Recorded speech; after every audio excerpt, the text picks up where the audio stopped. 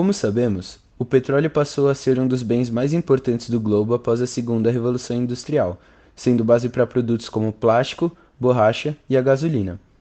Porém, a extração dessa matéria também se torna prejudicial à fauna e à flora de nosso planeta, principalmente à vida marinha. Buscaremos explicar ao longo deste vídeo como acidentes envolvendo petróleo podem impactar as esferas ambientais, sociais e econômicas.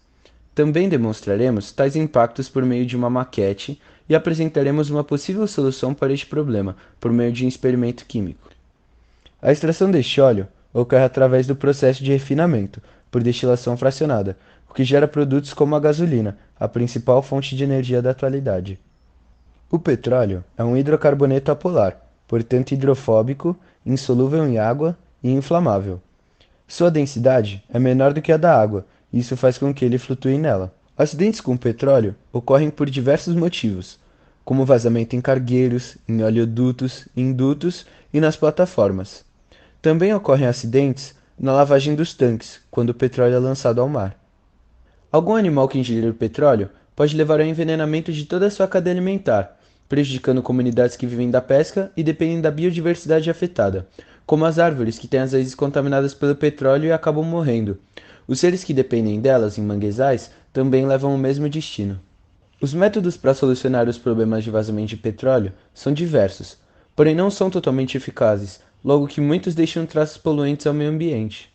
Nós realizamos um experimento para solucionar possivelmente esse problema de vazamento, que consiste no uso de betume, que possui as mesmas propriedades que o petróleo, cardanol, que é um líquido derivado da castanha de caju, glicerol, que é um componente do óleo de mamona, e limalha de ferro. Utiliza-se de uma resina biodegradável e um mineral para magnetizar o petróleo, ou seja, misturamos o cardanol e o glicerol com o petróleo e adicionamos a limalha de ferro para magnetizá-lo. Assim, é só separá-los usando um ímã. Durante o experimento, realizamos diversos testes para comparar as condições iniciais e finais da água, ou seja, sua temperatura e seu pH, que permaneceram inalterados, além das trocas gasosas e da entrada da luz. O objetivo desses dois últimos testes foi comparar a hipótese de que o petróleo impede que organismos produtores realizem a fotossíntese, o que impacta em toda a cadeia alimentar.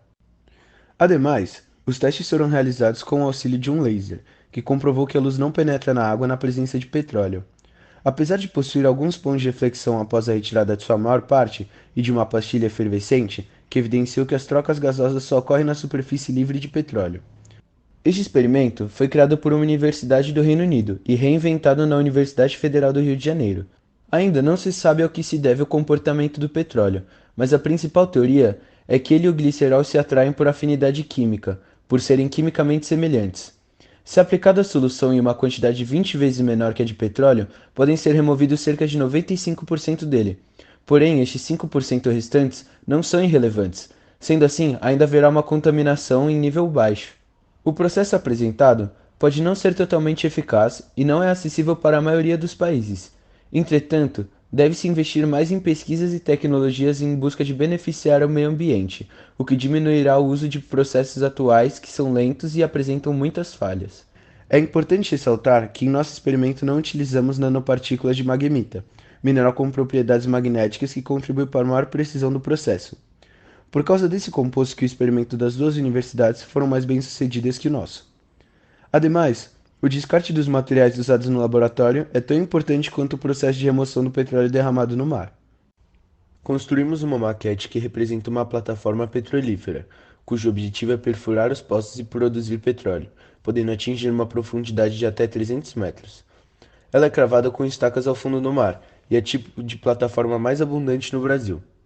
As principais causas dos acidentes nesse tipo de plataforma são condições climáticas desfavoráveis, explosões e incêndios causados por danificação do equipamento ou por vazamento, e exposição a determinados produtos químicos que geram reações.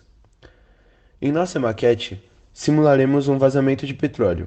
Ela foi construída com o auxílio de uma caixa de acrílico, cujos buracos foram tapados com o auxílio de Durepox, além de um cano cortado em 3 partes iguais de 40 centímetros de altura cada, presas para servirem como a base da plataforma, feita de uma placa de isopor de 40 centímetros do lado. No centro da base de isopor foi feito um furo, dentro do qual será preso um balão que representará um reservatório de petróleo.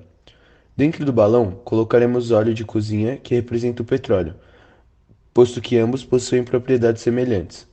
O balão será furado para que haja vazamento do material contido nele, e é importante ressaltar que o óleo de cozinha e a água são immiscíveis. Para concluir, é importante apontar que o melhor jeito de evitar os danos apresentados é através da prevenção e não da correção de erros.